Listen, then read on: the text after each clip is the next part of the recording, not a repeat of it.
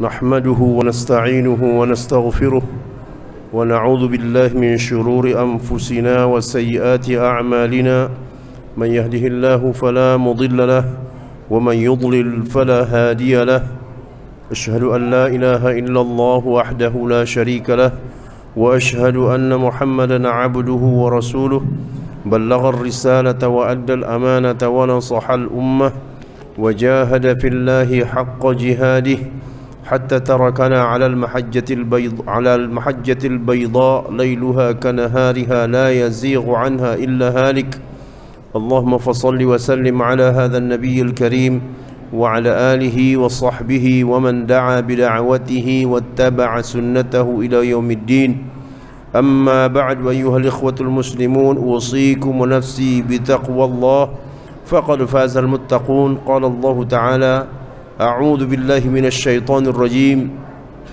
يا أيها الذين آمنوا اتقوا الله حق تقاته ولا تموتن إلا وأنتم مسلمون وقال تعالى يا أيها الناس اتقوا ربكم الذي خلقكم من نفس واحدة وخلق منها زوجها وبث منهما رجالا كثيرا ونساء واتقوا الله الذي تساءلون به والأرحام إن الله كان عليكم رقيبا وقال تعالى يا أيها الذين آمنوا اتقوا الله وقولوا قولا سديدا يصلح لكم أعمالكم ويغفر لكم ذنوبكم ومن يطع الله ورسوله فقد فاز فوزا عظيما جماعة Jumat yang insyaallah dirahmati Allah Subhanahu wa taala. Kembali lagi kita bertemu dengan Yaumul Jum'ah, Sayyidul Ayyam, induk dari seluruh hari yang ada diciptakan oleh Allah Subhanahu wa taala. Di mana hari Jumat memiliki beberapa keistimewaan. Mudah-mudahan kita bisa meraup keistimewaan yang diberikan pada hari Jumat ini. Salah satunya adalah banyak-banyak bersolawat kepada Nabi kita sallallahu alaihi wasallam. Dan begitu juga berdoa, wabil khusus 1 jam dalam 1 hari ini yang memang dirahasiakan. Apabila tepat 1 jam itu, maka semua doa orang-orang yang berdoa akan dikabulkan oleh Allah Ta'ala. Tapi pertanyaannya, jam yang mana? Itu semuanya masih rahasia. Kaum muslimin, jamaah Jumat yang dirahmati Allah Ta'ala, bercanda kadang-kadang diperlukan, walaupun apabila melebihi kapasitas akan merendahkan harga diri seseorang. Apapun bentuk candaannya, apabila melebihi batas akan merendahkan, bahkan menghinakan seseorang. Tidak punya wibawa karena terlalu banyak bercanda. Bahkan pelajaran agama pun sebenarnya tidak pantas untuk dijadikan bahan candaan. Walaupun dengan niat untuk menyegarkan, tetapi para ulama tidak memperbolehkan hal-hal yang menyangkut agama ini jadi bahan candaan. Kaum muslimin, bahwa bercanda bisa saja bermakna mengolok-olok, mengejek, atau di dalam bahasa Al-Quran namanya istihza. Istihza itu artinya mencemooh, mengolok-olok. Perbuatan seperti ini sangatlah terkutuk. Kalau kita rujuk di dalam Al-Quran Karim, yang melakukan istihza ini hanya ada 2 golongan. Kalau tidak kafir, munafik. Kalau bukan orang kafir, itu adalah munafik. Kalau yang mengolok-olok ajaran agama itu masih mengaku muslim, maka dia adalah tergolong orang-orang munafikun. Lihat umpamanya di suratul Baqarah Hampir setiap kita mungkin pernah membaca awal-awal suratul Baqarah. Wa idza laqul ladzina amanu qalu amanna wa idza khalau ila syayatinihim qalu inna ma'akum innama nahnu mustahzi'un. Kalau mereka bertemu dengan orang mukmin, mereka mengatakan kami beriman seperti kalian. Tetapi kalau mereka kembali kepada setan-setan mereka, Allah menyebutnya dengan kasar setan-setan mereka. Artinya apa? Komunitas mereka yang dianggap Allah sebagai setan. Apabila mereka kembali ke grup komunitas setan-setan mereka itu, kata mereka apa? Kami tadi itu hanya bercanda doang, ngaku-ngaku sebagai orang mukmin, sesungguhnya kami itu tak beriman. Ya Allah. Jadi lanjutan dari ayat itu, Allah membongkar bahwa mereka ini adalah orang-orang munafik yang di mata Allah mereka adalah sudah digolongkan sebagai orang kafir. Silakan dirujuk suratul Baqarah, Alif Lam Mim seterusnya. Di awal Al-Baqarah ini Allah berbicara tentang 3 golongan. Yang pertama al-mu'minun, zalikal kitabu la raiba fihi hudal lil muttaqin alladzina yu'minuna bil ghaibi wa yuqimunas shalah. Allah berbicara tentang orang mukmin 5 ayat. Allah berbicara tentang orang kafir cuma 2 ayat. Allah berbicara tentang orang munafik sampai 12 ayat. Salah satunya yang disebut mengolok-olok. Sifat orang munafik mengolok-olok, meledek, mempermainkan, mencemooh. Jadi kalau kita melihat Al-Quran, sifat mengolok-olok, mempermainkan agama, menjadikan agama sebagai bahan candaan hanya dilakukan oleh 2 golongan. Yang pertama al-kafirun, dan itu nanti akan kita bicarakan di dalam surah berikutnya. Dan yang kedua al-munafiqun. Nah, ada kisah di zaman Nabi. 2 kisah ini terekam di dalam Al-Quran surah At-Taubah ayat 65 dan 66. Allah berfirman, "Wala in sa'altahum la yaqulunna innama kunna nakhudhu wa nal'ab. Qul abillahi wa ayatihi wa rasulihi kuntum tastahzi'un. La ta'tadhiru qad kafartum ba'da imanikum. إن نعفو عن طائفة منكم نعذب طائفة بأنهم كانوا مجرمين." Kalau sekiranya ya Muhammad kau tanya mereka, kenapa kamu ngomong seperti itu? Pasti mereka menjawab, kami itu tadinya hanya sekedar bercanda saja, tidak serius. Tidak ada niat kesengajaan. Nah, ini bahasa munafik nih. Ya, minta maaf di belakang. Itu ciri-ciri munafik. Kami tidak serius ngomong seperti itu, tidak ada niat, tidak ada kesengajaan. Tadi itu hanya sekadar bercanda, bermain-main saja. Lalu Allah memerintahkan, sampaikan ya Muhammad, apakah kamu jadikan bahan candaan Allah, ayat-ayat Allah, Rasulullah? Jadi ayat ini ada kisah sababun nuzulnya. Orang munafik pada waktu perang Tabuk melontarkan ucapan-ucapan yang nadanya itu mencemooh, mengolok-olok Rasul, mengolok-olok orang beriman. Lalu turun wahyu kepada Allah, kepada Rasulullah SAW. Walaupun Nabi tidak mendengar secara langsung, malaikat menyampaikan, orang-orang munafik itu sedang mengolok-olok kalian, mengolok-olok engkau ya Muhammad. Lalu orang yang mendengar di tempat tersebut langsung marah, akan kuadukan engkau kepada Rasulullah. Si munafik ini pun terbirit-birit mengejar Rasulullah, mau minta maaf. Yang pada saat itu Rasulullah sedang berada di atas onta tunggangannya, sampai terseret-seret ini si munafik Ya Rasulullah, aku mau minta maaf. Ya Rasulullah, aku mohon maaf. Yang kuucapkan tadi itu hanya sekedar canda saja, tidak ada niat sengaja, hanya main-main saja. Rasulullah sama sekali tidak melihat dia. Lalu turunlah ayat ini. Kalau kau tanya mereka, kenapa kamu mengucapkan kata-kata yang mengolok-olok? Niscaya mereka akan menjawab, tadi hanya kami sekedar bercanda saja, bersenda gurau, main-main, menyegarkan suasana. Katakan ya Muhammad, apakah kamu melakukan perbuatan mengolok-olok Allah, ayatnya dan Rasulnya?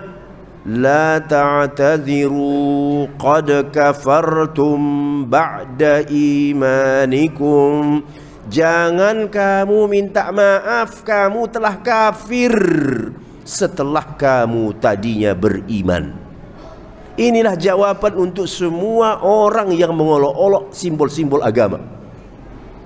Semua orang yang mengolok-olok simbol agama, syariat, ayat Allah, Rasulullah, simbol-simbol syiar-syiar Islam, azan, apapun namanya, semua mereka itu masuk ke dalam ayat ini. Jangan minta maaf, kamu telah kafir setelah kamu beriman. Subhanallah. Jadi oleh karenanya para ulama akidah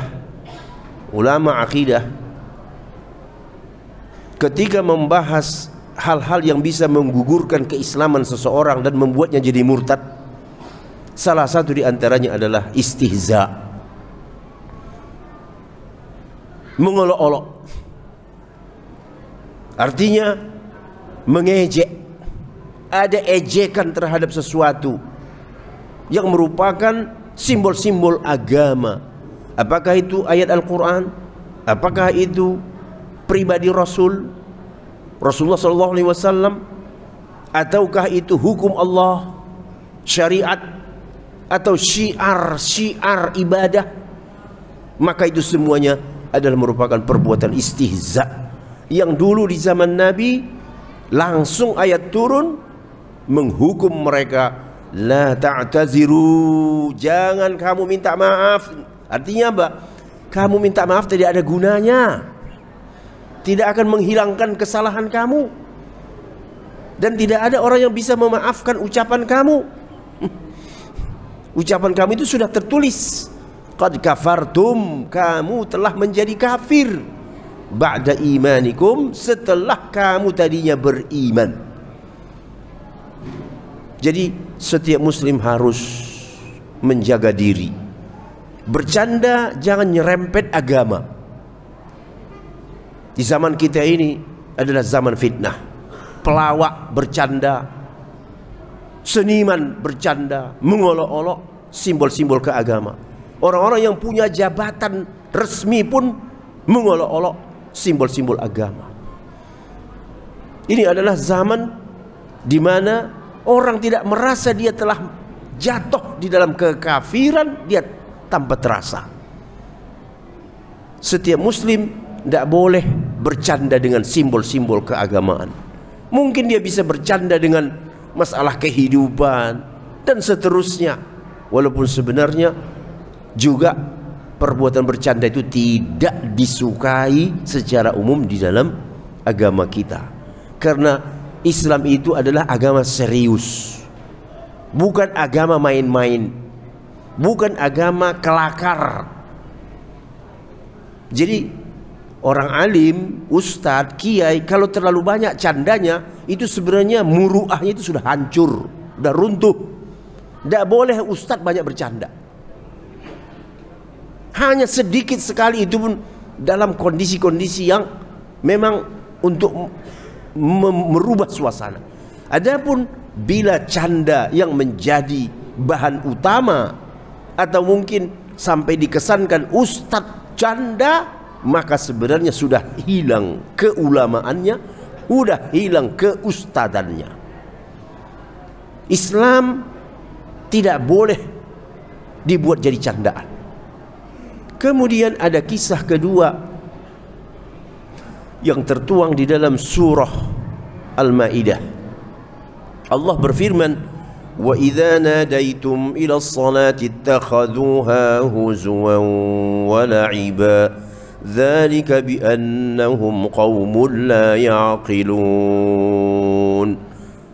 Apabila kamu memanggil untuk salat, artinya memanggil manusia dengan azan, mereka menjadikan panggilan azanmu itu sebagai main-main, candaan, olok-olokan, huzuan wala'iban, lagi-lagi mengejek, wala'iban, permainan, kelakar, bercanda. Lalu kata Allah, hal itu disebabkan mereka itu kaum yang tidak punya otak. Zalika bi annahum qaumun la ya'qilun. Allah menganggap mereka itu orang-orang yang tidak punya akal. Konteks ayat ini lagi-lagi orang kafir. Orang kafir, khususnya ahlul kitab Yahudi dan Nasara, memang suka mengolok-olok agama, mengolok-olok Islam, mengolok-olok Al-Quran. Jadi makanya perbuatan mengolok-olok itu hanya dilakukan oleh dua golongan. Orang kafir, ya maklum sekalian. Yang kedua, ada orang muslim mengolok-olok, munafik. Jadi di dalam ayat Al-Maidah tadi ada kisah ketika azan di masjid, ada seorang Nasrani, begitu disebutkan di dalam tafsirnya, mengolok-olok Rasulullah. Dalam azan itu kan disebut asyhadu anna Muhammadar Rasulullah. Kata si Nasara ini ketika mendengar azan itu, dia mengatakan apa? Terbakarlah si pendusta. Dia anggap Rasulullah pendusta. Terbakarlah si pendusta. Apa yang terjadi setelah itu? Orang ini dengan keluarganya hidup dalam satu rumah. Waktu malam, pembantunya ingin melintasi kamarnya. Karena gelap, dia terpaksa membawa penyuluh berbentuk obor. Ketika melintas dekat tempat tidurnya, bara obor tadi entah kenapa meloncat ke tempat tidurnya, sehingga habislah tempat tidurnya terbakar, dan mereka satu tempat tidur itu mati terpanggang gosong. Ucapan dia tadi ketika mendengar azan, terbakarlah si pendusta. Maka Allah membuktikan siapa yang terbakar. Yang terbakarkah Rasulullah yang dia katakan tuduh pendusta itu, atau yang mengucapkan ucapan terbakar itu yang mati terbakar? Ini sudah terbukti di dalam sejarah, di dalam tafsir ini bisa dibaca mengenai ayat wa idza nadaitum ila sholati ittakhaduha huzwan wa la'iba dzalika bi annahum qaumun la ya'qilun. Apabila kamu memanggil untuk azan, untuk salat, mereka menjadikan itu sebagai olok-olokan dan candaan. Yang demikian itu disebabkan mereka adalah kaum yang tidak punya otak. Kaum muslimin jamaah Jumat yang dirahmati Allah Subhanahu wa ta'ala, sekali lagi khatib ingin mengingatkan, beragama harus serius. Canda bukan tempatnya dalam agama. Walaupun mungkin diperlukan, janganlah itu dipakai dalam masalah-masalah keagamaan. Apalagi dengan nada mengolok-olok atau mengejek ajaran Islam. Mudah-mudahan Allah Ta'ala menjaga iman kita, menjaga akhlak dan perilaku kita, sehingga kita tidak jatuh di dalam perbuatan yang dilakukan oleh orang-orang yang kafir kepada agama Allah Ta'ala. Aqulu qawli hadha wa astaghfirullah li wa lakum wa lisa'il muslimin wal muslimat fastaghfiruh innahu huwal ghafurur rahim.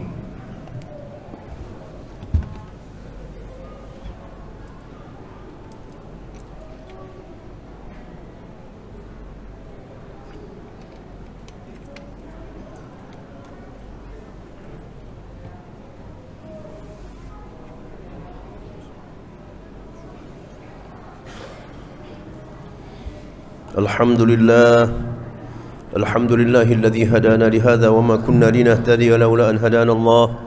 Asyhadu an la ilaha illallah wahdahu la syarika lahu wa asyhadu anna Muhammadan 'abduhu wa rasuluh la nabiyya ba'dah. Ayyuhal ikhwatul muslimun, usikum wa nafsi bitaqwallah faqad fazal muttaqun. Qala Allah ta'ala fi kitabihil karim, a'udzu billahi minasy syaithanir rajim. Ya ayyuhalladzina amanu taqullaha haqqa tuqatih wala tamutunna illa wa antum muslimun.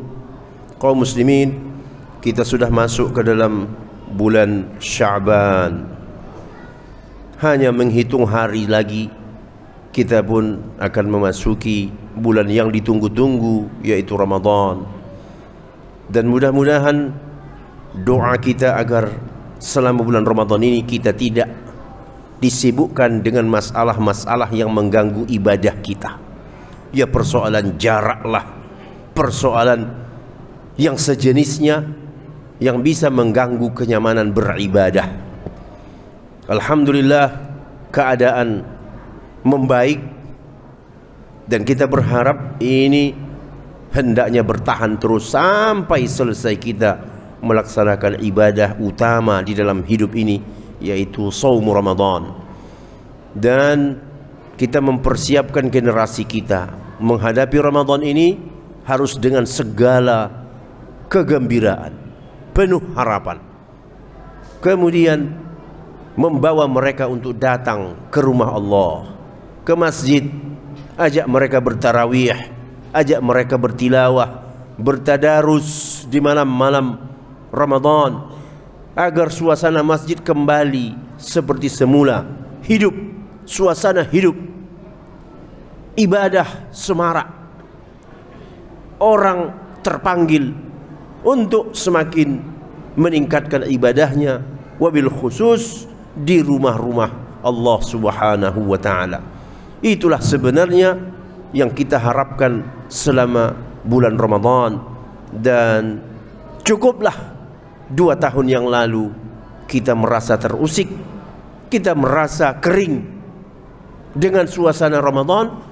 Kita tidak banyak atau tidak maksimal menggunakan bulan yang Allah siapkan untuk kita untuk beribadah, karena kita tidak tahu yang namanya ajal, yang namanya maut, kapan saja akan datang menghampiri orang apabila telah tiba saatnya. Kita berharap Allah menyampaikan umur kita ke bulan Ramadan, dan selama bulan Ramadan betul-betul kita manfaatkan seoptimal mungkin beribadah. Jangan sampai ada yang tertinggal dari paket-paket yang Allah sediakan.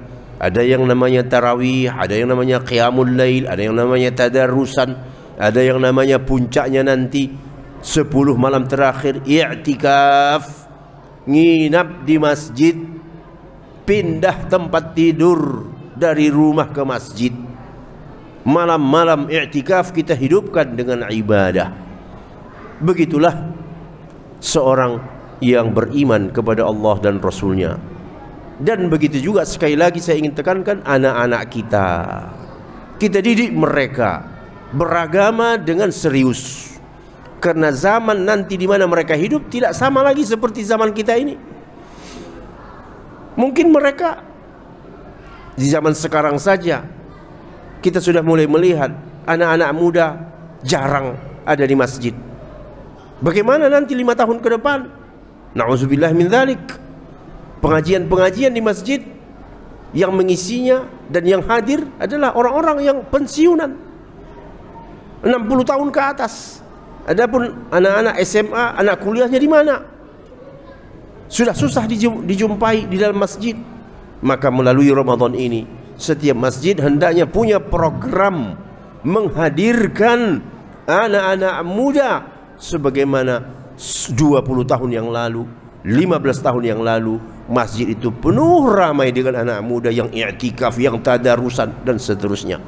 Innallaha malaikatahu yusholluna 'alan nabi ya ayyuhalladzina amanu shallu 'alaihi wa sallimu taslima. Allahumma shalli 'ala Muhammad wa 'ala ali Muhammad kama shallaita 'ala Ibrahim wa 'ala ali Ibrahim. Allahumma barik 'ala Muhammad wa 'ala ali Muhammad kama barakta 'ala Ibrahim wa 'ala ali Ibrahim innaka Hamidum Majid. وارض اللهم عن سادتنا أبي بكر وعمر وعثمان وعلي وعن الصحابة أجمعين وعن التابعين ومن تبعهم بإحسان إلى يوم الدين. اللهم اغفر للمسلمين والمسلمات والمؤمنين والمؤمنات الأحياء منهم والأموات. اللهم عز الإسلام والمسلمين وأذل الشرك والمشركين ودمر أعداءك أعداء الدين. اللهم لا تدع في مقامنا هذا ذنبا إلا غفرته ولا عيبا إلا سترته ولا هما إلا فرجته ولا دينا إلا قضيته ولا حاجة من حوائج الدنيا لك فيها رضا ولنا فيها صلاح إلا قضيتها ويسرتها يا رب العالمين. ربنا ظلمنا أنفسنا وإن لم تغفر لنا وترحمنا لنكونن من الخاسرين.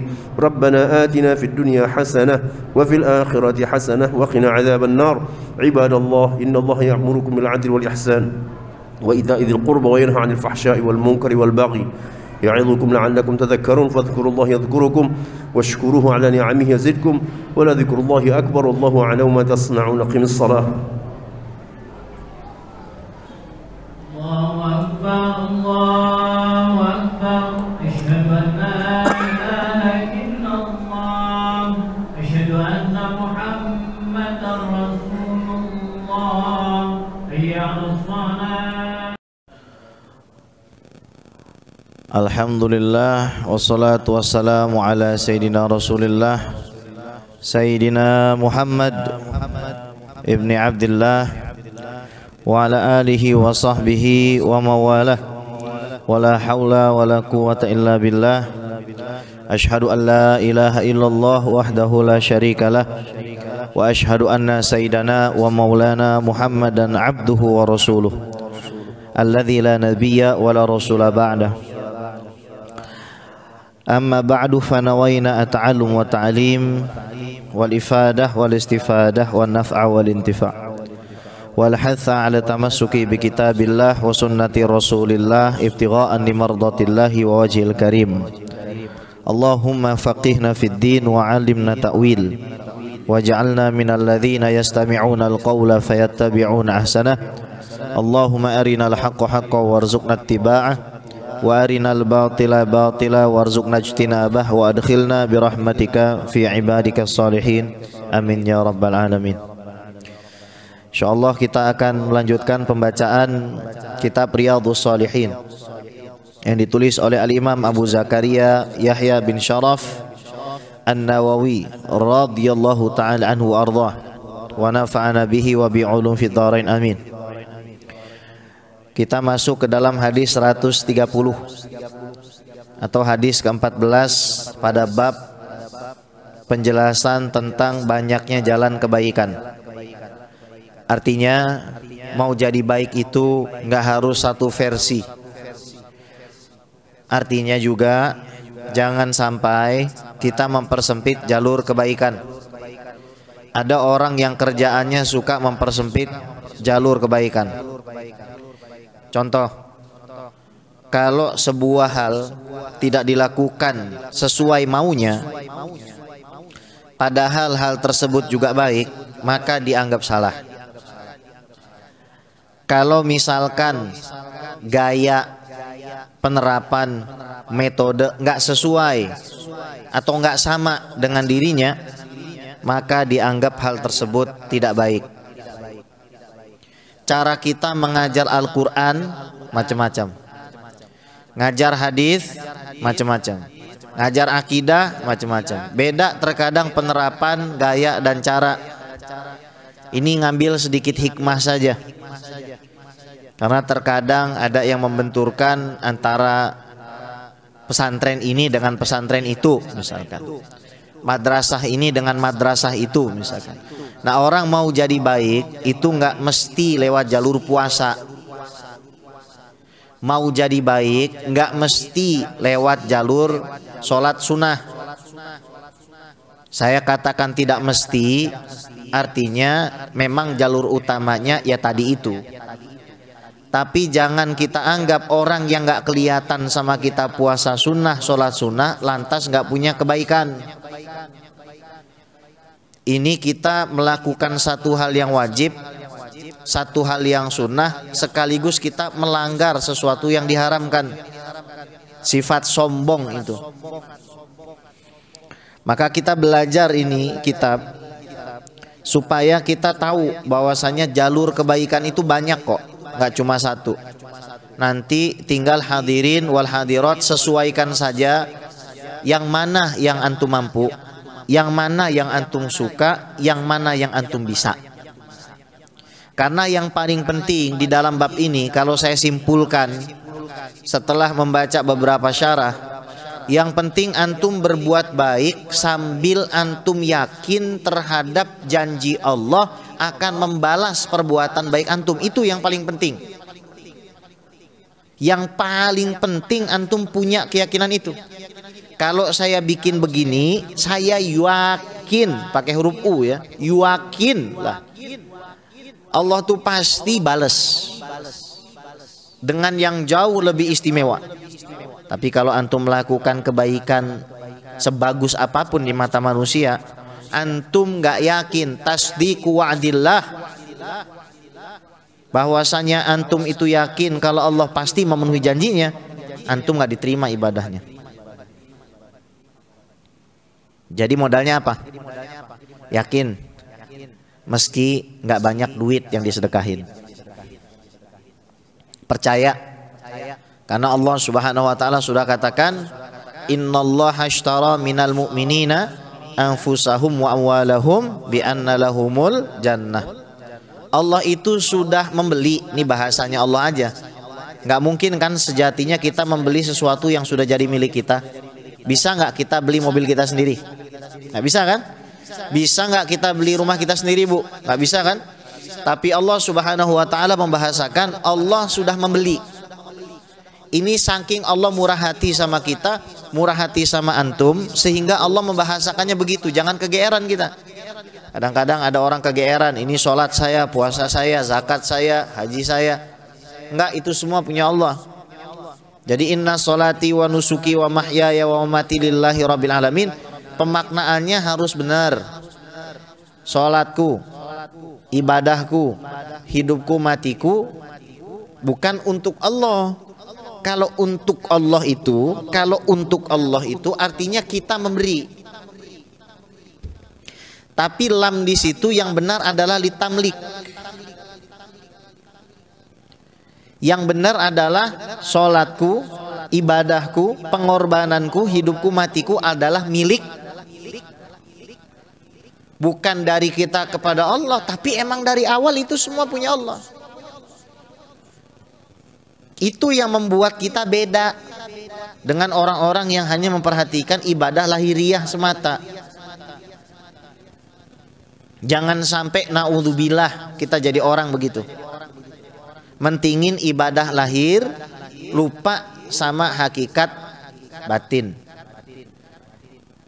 Kan kita udah bahas minggu-minggu yang lalu bagaimana ada seorang pelacur yang dia rela masuk ke dalam sumur, basah kuyup, kemudian mengambil air dengan sepatunya, ngasih minum binatang najis. Kira-kira nih pelacur, kalau dia nggak punya keyakinan sama Allah, dimaafin nggak dosanya? Enggak. Karena orang non muslim juga banyak yang melihara anjing, ngasih minum anjing. Tapi apakah mereka masuk ke dalam surga? Nggak. Karena nggak punya keyakinan kepada Allah. Sementara pelacur ini punya yakin kepada Allah. Jadi bab yakin ini dijadikan bab awal di dalam Risalatul Mu'awanahnya Al-Imam Al-Haddad. Menunjukkan keyakinan itu penting. Dalam Riyadhus Shalihin yang pertama adalah bab niat yang kaitannya juga dengan yakin. Jadi sebelum saya baca hadis-hadis ini, antum harus siap beramal dengan hati. Yakin terhadap janji Allah. yuqatiluna fi sabilillah fayaqtuluna wa yuqtaluna wa'dan alaihi haqqa fit Taurat wal Injil wal Quran. Mereka berperang di jalan Allah, terbunuh, membunuh dan terbunuh sebagai sebuah perjanjian yang terdapat di kitab Taurat, sebagai sebuah perjanjian yang terdapat di kitab Injil, sebagai sebuah perjanjian yang terdapat di kitab Al-Quran. Wa man aufa bi ahdihi minallah. Lihat nih, siapa, kata Allah, yang paling bisa menepati janji selain saya? Ditantangin gitu Pak sama Allah, Pak. Bu, emangnya suami kamu, istri kamu bisa nepati janjinya 100%? Bos kamu bisa nepati janjinya 100%? Tetanggamu bisa nepati janjinya 100%? Fa aina tadhhabun, kata Allah tuh. Kemana kamu ini pergi? Kok kita malah meninggalkan zat yang pasti janjinya akan diberikan, ngurusi zat-zat yang janjinya tidak bakal diberikan secara lunas. Allah sudah bilang waman aufa bi ahdihi minallah. Siapa? Ditantangin, kita suruh nyebutin. Makanya hidup kita sering dikasih kecewa. Untuk mengingatkan terhadap ayat ini, saudara, dunia ini tempat yang akan mengecewakan antum, mengecewakan saya, mengecewakan kita. Salah kita kalau berharap sama dunia. Dikibulin terus kita sama dunia ini. Makanya kalau pemerintah ngibul wajar, namanya juga dunia. Ya Bu, suami ngibul ya wajar, namanya juga dunia. Istri tukang bohong juga wajar, namanya dunia. Terus kata Allah begini, fastabshiru bi bai'ikumul ladzi bay'atum bih. Wih, kalau emang kamu sudah melakukan transaksi itu, jiwamu, hartamu, kamu berikan di jalan Allah, untuk Allah, maka bersumringahlah kalian, gitu. Berbahagialah kalian, pasang wajah-wajah senang. Kenapa? Karena kamu sudah melakukan jual beli kepada zat yang gak mungkin bohong. Zat yang mengatakan kalau kamu bikin ini, saya kasih ini contoh ya. Kalau kamu ninggalkan bohong dalam bercanda, kamu akan saya kasih rumah di tengah surga. Itu janji Allah dalam hadisnya Nabi. Kalau kamu ninggalkan debat kusir, meskipun kamu benar, saya kasih kamu rumah di ujung surga. Kalau kamu memperbaiki akhlakmu, saya kasih kamu rumah di atas surga. Kalau anakmu meninggal, kamu ikhlas, terus kamu mengatakan alhamdulillah, innalillahi wa inna ilaihi raji'un, saya kasih kamu rumah di atas langit di surga yang namanya Baitul Hamdi. Pertanyaan saya sama antum dan saya sendiri, kita ini yakin nggak?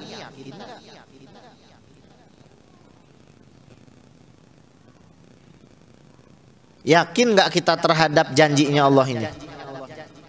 Kita disuruh seneng kalau sudah ngelakuin jual beli. Bagus, kita ibadah untuk mendapatkan dunia. Contoh, mau kaya. Kaya itu definisinya apa yang kita butuhkan tercukupi. Itu definisi kaya, lebih sedikit lah. Contoh aja nih ya, nyambung tali silaturahim dan juga memperbanyak sedekah. Banyak-banyak baca surat Al-Waqiah, Al-Muluk dan Ar-Rahman. Itu mujarab. Itu mujarab, bagus kita begitu nggak apa-apa. Itu namanya syariat. Baca sholawat, ngelihat misalkan Alphard, pengen dapat, baca sholawat, nggak apa-apa, itu syariat. Tapi coba kita bacakan surga kita dengan sholawat. Kalau kita bacakan Alphard dengan sholawat 1000 kali misalkan, untuk surga ya kita bacakan minimal 5000 kali gitu. Jadi ayo sebelum kita baca nih hadis, tanamkan dalam hati kita yakin. Jadi hadis ini nggak sembarangan lewat doang, lewat kuping kanan keluar kuping kiri. Harus yakin kita ini terhadap perkataannya Sayyiduna Muhammad sallallahu alaihi wasallam. Bismillahirrahmanirrahim. Bi asadidina al-muttasilah ila al-muallif radhiyallahu ta'ala anhu wa ardhah. Wa nafa'ana bihi wa bi ulumihi wa bi ulumi masyayikhihi wa bi masyayikhi fid dharain amin. Qala ar-rabi' ashar anhu an Rasulillah sallallahu alaihi wasallam qala. Hadis ke-14 dari bab ini. Dari Nabi Muhammad sallallahu alaihi wasallam, beliau bersabda, as-shalawatul khams, salat 5 waktu, wal jum'atu ilal jum'ati, dari satu Jumat kepada Jumat yang lain, wa Ramadan ila Ramadan, dari satu bulan Ramadan kepada bulan Ramadan yang lain. Maksudnya puasa wajib yang satu kepada puasa wajib yang lain. Mukaffiratun, adalah penghapus dosa. Lima bainahunna, di antara keduanya, di antara sholat 5 waktu, di antara Jumat ke Jumat, di antara Ramadan ke Ramadan, dosa itu bisa dihapuskan. Idzajtunibatil kabair, yang penting antum nggak bikin dosa besar. Ajib. Orang 1 tahun dia nggak bikin dosa besar, dia puasa Ramadan tahun kemarin sama tahun ini, dia sholat 5 waktunya nggak pernah tinggal, dia sholat Jumat juga nggak pernah lewat, dia bikin dosa kecil, Emang siapa di antara kita yang nggak bikin dosa kecil, hadirin? Ada di antara kita nggak bikin dosa kecil? Nggak ada. Kita semua mudznib, kita semua pendosa. Saya bilang tadi, saya mau datang ke tempat di mana saya bisa membersihkan dosa saya. Kemana? Ke masjid. Saya mau mengajar supaya Allah membersihkan dosa saya. Ya karena janjinya Allah begini. Antum percaya nggak? Yang penting dosa besarnya antum nggak bikin aja. 1 tahun antum nggak punya dosa.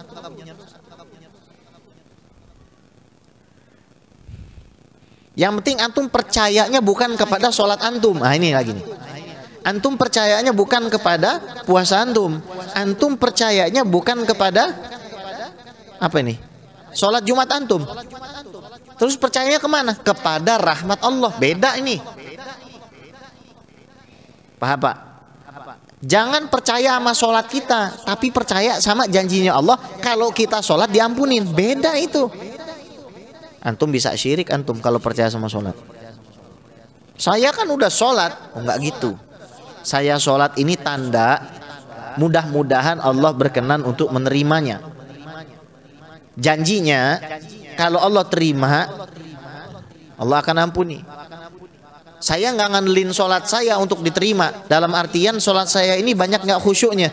Di sini siapa yang 100% tadi mikirin Allah sholatnya? Kalau ada, saya mau minta tolong ceramah di sini. Gantiin saya.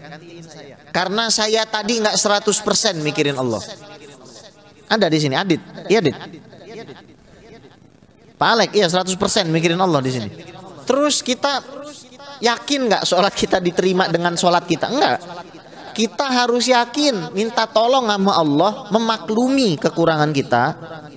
Minta supaya Allah itu dengan rahmatnya nerima. Gitu aja caranya. Beda itu. Ini triknya, ini rahasianya yang orang banyak nggak tahu, lalai dia. Fokusnya sama amalan zahir, tapi lupa. Nggak bisa amalannya itu masukin dia ke surga. Harus punya yakin. Di sini kita baru paham kan ilmu itu penting. Di sini kita baru sadar ilmu itu luar biasa penting. Oh rupanya amalan kita yang 3 ini, sholat 5 waktu, sholat Jumat sama puasa Ramadan, itu bisa bikin kita jadi malaikat kalau kita nggak bikin dosa besar. Berarti PR-nya antum jauhin dosa besar. Gimana caranya? Ya antum kenalin dosa besar. Syirik, dosa besar. Sihir, dosa besar. Membunuh nyawa orang beriman, dosa besar. Kemudian makan riba, dosa besar. Makan harta anak yatim, dosa besar.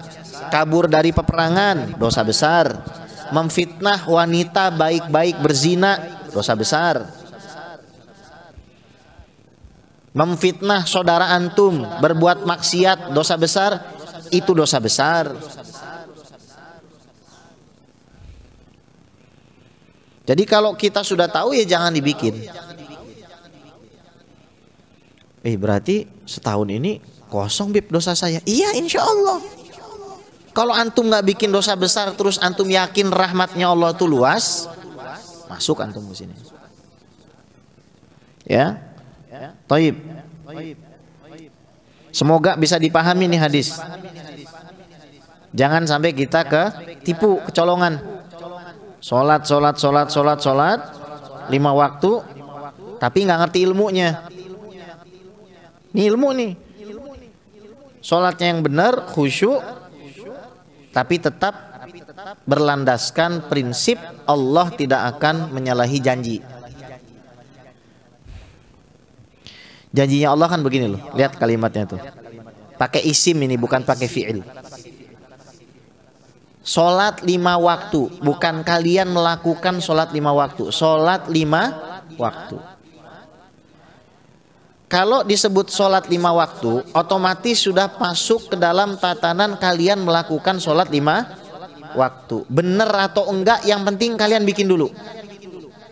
Tapi kalau sampai pakai fi'il, tusalluna khamsa sholawat misalkan, kalian itu melakukan sholat 5 waktu.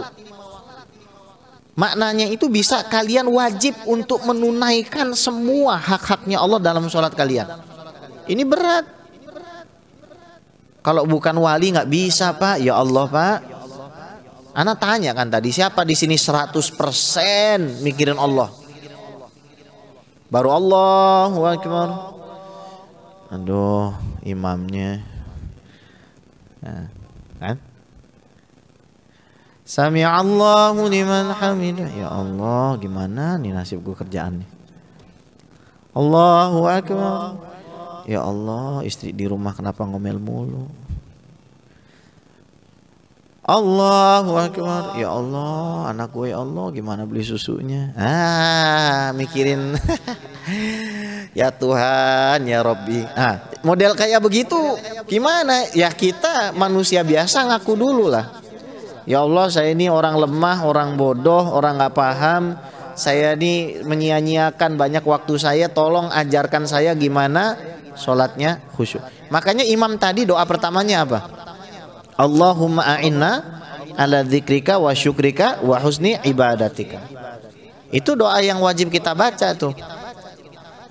Namanya hadis musalsal birrahmah. Ya, bil mahabbah, mohon maaf, bil mahabbah. Jadi kata Nabi, aku mencintaimu wahai Muaz. Jangan kamu tinggalkan setelah sholat kecuali kamu sudah membaca Allahumma a'inni ala dzikrika wa syukrika wa husni ibadatik. Jadi jangan sampai kita bangun dari tempat kita sholat sebelum kita baca doa itu. Allahumma a'inni ala dzikrika wa syukrika wa husni ibadatik. Lihat, imam tadi itu nyelamatin kita. Inilah faidahnya kita sholat doa berjamaah. Antum yang tadinya nggak tahu, antum cuma modal apa? Amin. Masuk antum ke sini. Ajib ini doa berjamaah itu. Antum didoakan oleh orang yang ngerti makna doa. Antum hanya perlu yakin imam itu mendoakan yang benar. Semua yang baik antum yakin.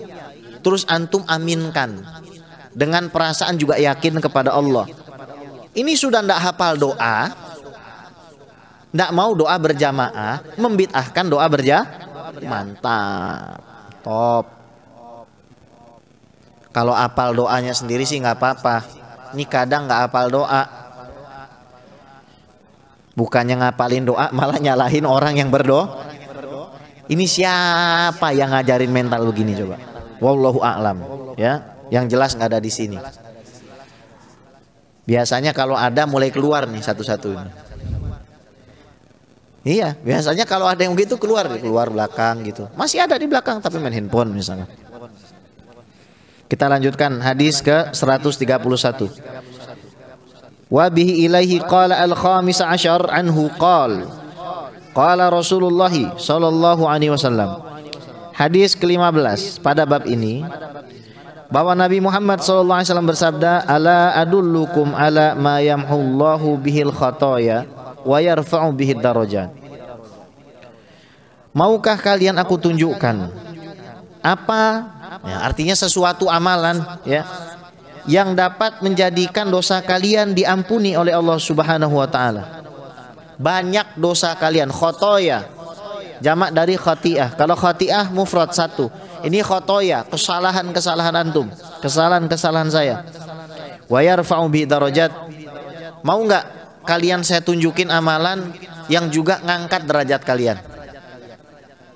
Ngangkat derajat ini kan maksudnya dunia akhirat, ya.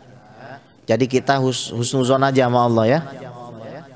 Kadang-kadang mata kita ini tertutup melihat Allah sudah ngangkat derajat kita, tapi kita masih suuzon sama Allah.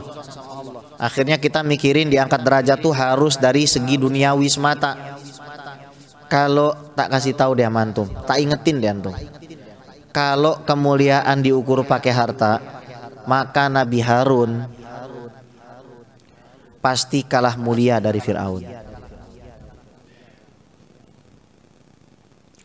Seandainya saja kemuliaan itu diukur dengan uang, pasti Korun lebih mulia dari Nabi Musa. Gak gitu cara pandang kita sama dunia ini. Meskipun gak salah kalau kita minta dunia. Makanya kata Al-Habib Umar bin Idrus Al-Habsyi, Habib Idrus bin Umar Al-Habsyi, beliau mengatakan, berdoalah menggunakan nama Allah yang sesuai dengan hajatmu. Kalau minta duit, maka sebut ya ghani ya mughni, yang kaya dan memberi kekayaan. Kalau kamu sakit, panggil nama Allah ya syafi. Kalau kamu takut, panggil nama Allah ya amanal khaifin. Kalau kamu dalam keadaan ingin dicintai, panggil ya wadud.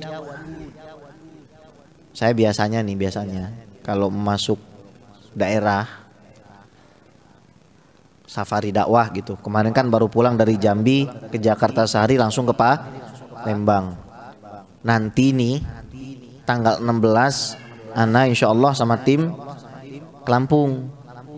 Tanggal 20-nya di Palembang. 21 langsung ke Pontianak sampai tanggal 25. 26 sampai akhir bulan pergi ke Makassar. Insyaallah. Biasanya sebelum masuk ke kampung itu baca ya wadud 1000 kali, ya wadud, ya wadud. Supaya apa? Dicinta. Antum mau dicintai atau dibenci? Maka sesuaikan doa antum itu, antum pengen apa? Sebut nama Allahnya itu. Walillahil asmaul husna fad'uhu biha. Allah tuh punya nama-nama yang baik, maka berdoalah dengan nama-nama yang baik tersebut. Qalu bala ya Rasulullah, tentu saja ya Rasulullah. Qala isbaghul wudu'i in 'alal makarih. Lihat, menyempurnakan wudu pada saat antum kesulitan. Bisa jadi antum kedinginan, bisa jadi antum kepanasan, bisa jadi antum lagi bete, bisa jadi antum lagi puyeng. Kalau antum menyempurnakan wudu itu karena Allah Subhanahu wa taala, dosa antum dihapus. Jangan bilang masa iya, berarti antum gak yakin. Orang gak yakin gak bisa masuk ke dalam surga. Antum gak yakin berarti sama syariat wudu itu. Liberal tuh namanya. Ada setan liberal di dalam hati kita. Masa sih gara-gara kumur-kumur 3 kali, cuci niat terus cuci tangan 3 kali, kumur-kumur 3 kali, masukin air ke hidung 3 kali, nyembur 3 kali, basuh muka 3 kali, nyela-nyela janggut yang tebal 3 kali, kemudian ngebasuh tangan sampai melebihi siku sampai setengah lengan 3 kali, kedua tangan, kemudian mengusap seluruh bagian kepala 3 kali, kemudian membersihkan telinga 3 kali, kemudian membasuh kedua kaki melewati kedua mata kaki sampai betis 3 kali, dan berdoa menghadap kiblat. Masa sih gara-gara itu dosa saya diampuni? Nggak bisa kita cara ibadah kita gitu.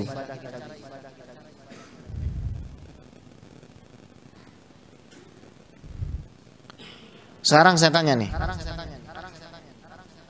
ada orang beribadah 70 tahun, fisiknya ibadah, tapi dia ragu sama rahmatnya Allah dengan ibadahnya itu, dibandingkan dengan orang baru tobat, tapi dia yakin wudunya bisa ngapus dosanya. Kira-kira mana yang diampuni sama Allah? Yang pertama atau yang kedua? Yang kedua. Nih Rasul sudah bilang, harus yakin, nggak boleh nggak yakin. 100% yakin sama ampunannya Allah. Terserah orang mau bilang apa. Iya, saya memang orang jahat, saya memang orang begini. Iya, terserah. Tapi saya yakin kalau saya berwudu, Allah akan hapuskan dosa-dosa saya. Tuh ya. Wa kathratul khuta ilal masjid. Yang kedua, memperbanyak langkah ke masjid. Jadi nanti ada hadis di dalam bab ini, sahabat itu rumahnya jauh dari masjid. Disindir sama kawannya, bukan disindir sih ya, dikasih tahu gitu. Kamu nggak beli keledai aja, supaya kalau misalkan gelap kamu bisa jalan dengan tenang, dan kalau misalkan kamu melewati daerah panas, kamu juga nggak kepanasan. Dia jawab begini, enggak, saya senang jauh dari masjid. Tapi ini orang nggak pernah putus 5 waktu ke masjid. Saya senang jauh dari masjid karena semakin jauh saya, semakin banyak langkah. Memperbanyak langkah tuh bukan artinya antum jalannya kecil-kecil, gini. Di samping masjid terus kecil-kecil gitu, enggak ya. Tapi kalau mau ngakalin bisa sih. Misalkan antum muter gitu kan. Ini jangan diremehin begini. Muter niatnya bilang aja, saya pengen muter ke kemana dulu nih. Ini kan misalkan Pak Alek kan rumahnya di sini gitu kan. Saya mau muter dulu ke Mercu Buana, siapa tahu ketemu pengemis. Ah, itu memperbanyak, karena kata Rasulullah, kamu itu masuk ke dalam surga karena keinginanmu. Loh, ini kan sudah janjinya Tuhan. Tuhan punya janji, kita percaya. Memperbanyak langkah ke masjid. Adit ini Adit nih yang kurus tinggi ini nih, yang ganteng ini. Dia ini nggak dapat duit, bikin resume dakwah. Tapi Tuhan tahu, malaikat pun jauh loh ini rumahnya Pak. Di mana inti rumah Dit? Pamulangnya? Hah? Tangerang tuh luas. Ciledug ini juga Tangerang Dit. Inti rumah di mana Tangerangnya? Serpong, bukan? Mau ke Alam Sutra, lumayan dari sini. Ini semua kajian dikejar sama dia. Nggak pernah dapat duitnya orang. Tapi apa? Langkahnya panjang. Nah ini antum kita dapat nih, wantidharu sholati ba'da sholat. Nah lihat, wantidharu sholati ba'da sholat, dan menunggu sholat,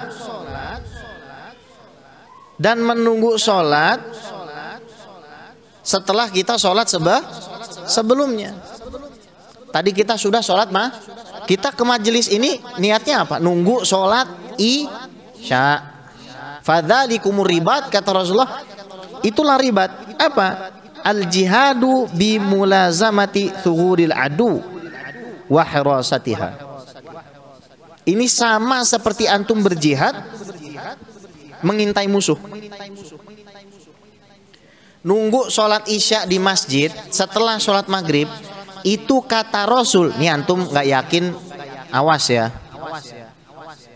Hati-hati jangan sampai nggak yakin. Jadi nunggu sholat isya setelah sholat maghrib di masjid, kata Nabi SAW, itu sama seperti antum lagi di medan perang ngintai musuh. Saya mau tanya, jihad hukumnya sunnah apa wajib? Wajib. Misalkan Indonesia nih mau dibom sama negara mana, perang lah. Antum sekarang kan belum ada yang ngebom, naudzubillah, jangan sampai kan.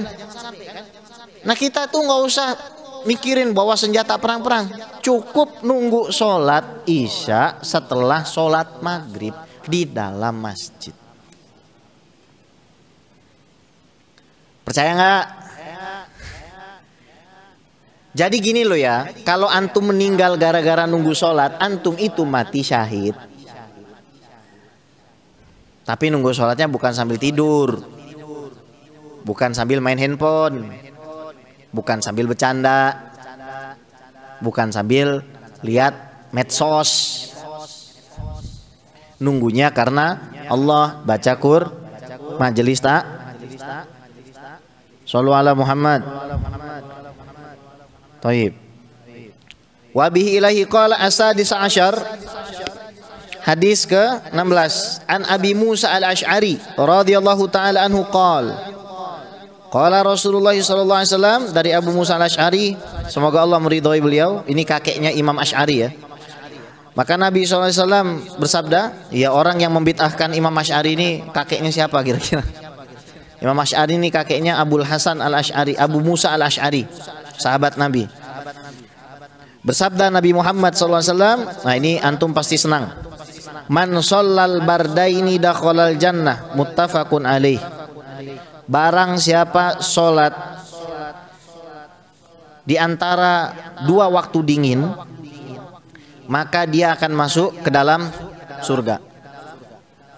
Wal bardan as-subhu wal asr, sholat subuh dan sholat asar. Karena subuh itu tidak panas, asar juga tidak panas. Siapa yang sholat subuh dan asar maka dia akan masuk surga. Ini bukan artinya antum skip duhur sama maghrib isya. Halo, jangan di skip. Bib, ana ngambil pakai berdalil lagi. Katanya ittaqullaha mastata'tum, bertakwalah semampu kalian. Saya ini mampunya bib cuma sholat subuh sama asar. Lagian kan sudah ada hadis muttafaqun alaih, siapa yang sholat subuh dan asar masuk surga. Nah, ini sontoloyo ini, liberal ini namanya ya. Coba bayangin deh, dari tadi kita membicarakan amalan yang insya Allah kita lakukan setiap hari, betul ya. Kita nggak bicarakan ente sedekah masjid gitu, ente sedekah pesantren, bikin pesantren, enggak. Kita bicara amalan yang kita buat sehari-hari. Kalau membantu dakwah itu wajib, itu mah tergantung rasa pelit dan serakah aja sebenarnya ya. Tapi kita membicarakan di sini amalan yang kita buat sepanjang hari, mulai dari sholat 5 waktu, yakin dengan rahmat Allah. Kekurangan kita nih kita minta ampunin gitu. Terus juga sholat Jumat, Ramadan yang sebentar lagi menyapa kita. Kemudian apalagi menyempurnakan wudhu pada saat situasi lagi nggak enak. Pada saat situasi lagi nggak enak, wudhu tetap perfect, sempurna. Terus juga banyak langkah menuju masjid. Nunggu sholat yang satu setelah melakukan sholat yang lain, nunggu dengan ibadah. Makanya kita diajarkan niat i'tikaf, nawaitu an a'takifa fi hadzal masjidi madumtu fihi sunnatan lillahi ta'ala. Aku niat beriktikaf di masjid ini selama aku berada di dalamnya. Iktikaf sunnah, karena iktikaf ada yang wajib. Adit misalkan, ya Allah, kalau saya nanti punya istri 2, saya iktikaf 3 bulan. Wah, itu iktikafnya wajib dit. Itu ada nggak bib amalan yang bisa memberikan kita rezeki banyak, terutama nambah istri? Ada. Ana baru diijazahin kemarin sama Habib Mahdi bin Muhammad bin Syahab. Nah, iya, itu mujarab itu. Itu bisa diamalkan. Shallu ala Muhammad. Bu, jangan melototin saya, Bu. Kok ibu pandangannya sudah berubah kepada saya, Bu? Kan nggak saya ajarin suaminya, Bu. Itu kan hanya untuk amalan kita aja. Shallu ala Muhammad. Taib. 7 menit lagi. Kalau ada yang mau tanya silakan. Saya mau lanjutin ini. Ada yang mau tanya? Nggak ada? Kita lanjutin ya. Bismillahirrahmanirrahim. Wa bihi ilahi qala as-sabi asyar 17 anhu dari Abu Musa al-Asy'ari qala Rasulullah sallallahu alaihi wasallam idza maridul abdu aw safara.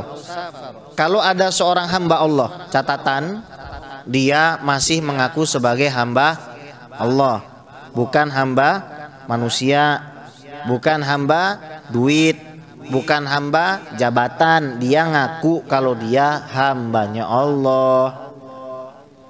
Itu syaratnya. Kalau ada hambanya Allah nih, dia safar, otomatis safarnya kalau nggak wajib sunnah mubah. Atau sakit, atau dia tertimpa penyakit. Sekarang kan datang nih uminya corona, Omikron. Gua heran, tiap mau Isra Mi'raj puasa dia datang.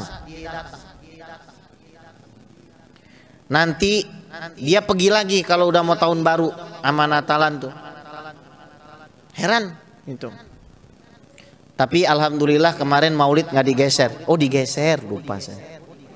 Maulid Nabi kita tapi alhamdulillah masih ngerayain mau. Alhamdulillah sih. Saya bersyukur kepada Allah dan terima kasih kepada pemerintah, bulan Maulid kemarin kita diizinin bikin mau. Alhamdulillah, syukur kepada Allah dan juga kepada pemerintah. Tapi semoga ya pemerintah juga nih cukuplah sampai akhir bulan ini aja lah, Rejab aja lah. Rejab selesai, Saban moga-moga Omikron udah sirna ya. Iyalah ya Allah, tersiksa guys nggak sholat taraweh tuh. Tersiksa guys, beneran nggak sholat taraweh.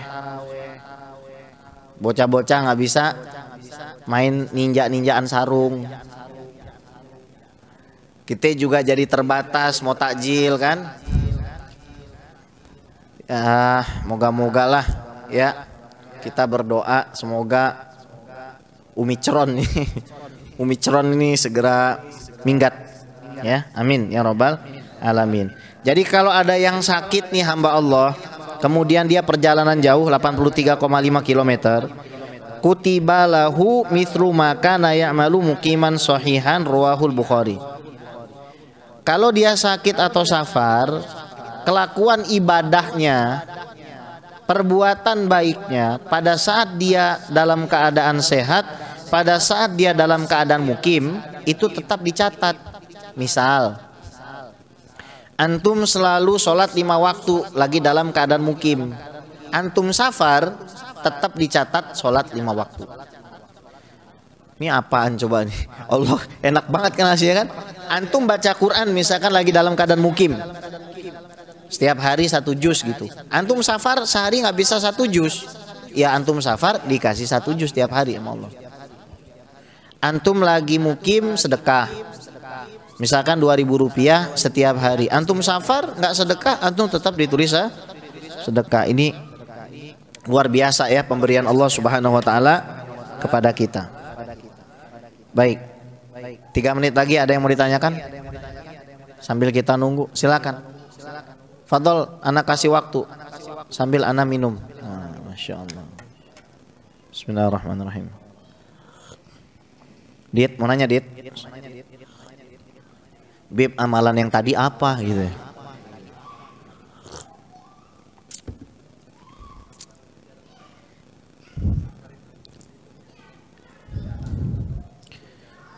Baik, safar itu kata Adit sesuai dengan jaraknya apa kecepatan kendaraan. Ke Bandung naik private jet, safar nggak gitu kan? Kan cuma 5 menit masuk gitu kan, dada-dada, ongkang-ongkang kaki, bis itu tiba-tiba sudah sampai Bandung, gitu kan? Safar itu nggak sesuai dengan kendaraan tapi sesuai jarak. Tukang beca dari Joglo ke Pim capek Dit, tapi nggak boleh safar dia. Gua ngebeca Bib, capek Bib, nggak ada urusan. Kecuali ente emang becanya sampai Bogor, itu lain lah lagi. Niat misalkan mau ngebeca sampai ya udah nggak apa-apa dia jamak takdim misalkan, karena niatnya udah safar duluan, nggak apa-apa namanya. Baik, ada lagi bertanya? Fadol, silakan Pak. mumpung nih, cara paling gampang cari pahala di majelis kalau nggak punya duit, nggak punya minuman, nggak punya makanan dikasihin adalah nanya, supaya jamaah yang lain tahu. Ini segini banyak orang alim-alim amat nggak ada yang mau nanya. Kita baca satu hadis lagi ya. Bismillahirrahmanirrahim. Wa bihi ilaihi ats-tsamina asyar 18. An Jabir radhiyallahu taala anhu qala qala Rasulullah sallallahu alaihi wasallam kullu ma'rufin shadaqah.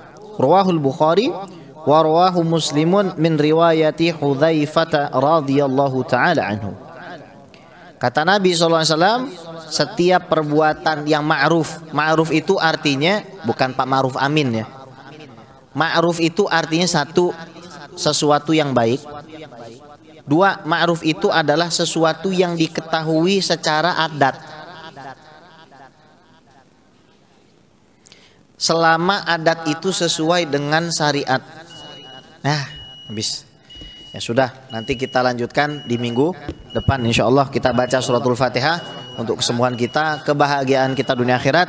Semoga kita semua sukses dunia akhirat, qabul hajatnya semuanya, dan dijauhkan dari orang-orang yang iri, dengki, hasad, ya, julid, medit, pelit dan lain sebagainya. Kita selamat dan bahagia seluruhnya dunia dan akhirat. Ala hadhihi niyya wa ala kulli niyatin shalih wa ala hadratir rasul Fatimah al-batul jami' sadatina alaihi wa khuzuna ruhi Imam Nawawi radhiyallahu ta'ala. Wa li salamatina fid dunya wal akhirah wa li qada jami' hawaijina dunyawiyah wal ukhrawiyah wa li amwatina wa amwatikum walidina wa walidikum wa auladina wa auladikum wa dzurriyyatina wa dzurriyyatikum wa banatina wa banatikum wa ajdadina wa ajdadikum wa jaddatina. Al-Fatihah. A'udzu billahi minasyaitonir rajim. Bismillahirrahmanirrahim. Alhamdulillahirabbil alamin arrahmanir rahim maliki yaumiddin. Iyyaka na'budu wa iyyaka nasta'in ihdinas siratal mustaqim. Siratal ladzina an'amta 'alaihim ghairil maghdubi 'alaihim waladdallin. Amin. Fa'fu 'anna ya karim. Fa'fu 'anna ya rahim. Irhamna ya arhamar rahimin. Irhamna ya arhamar rahimin. Irhamna ya arhamar rahimin. Rabbana zalamna anfusana wa illam taghfir lana wa tarhamna lanakunanna minal khasirin. Rabbana atina fid dunya hasanah wa fil akhirati hasanah wa qina adzabannar. Wa sallallahu ala sayidina Muhammad wa ala alihi washabihi ajmain walhamdulillahirabbil alamin. Astaudiukumullah. Assalamualaikum warahmatullahi taala wabarakatuh.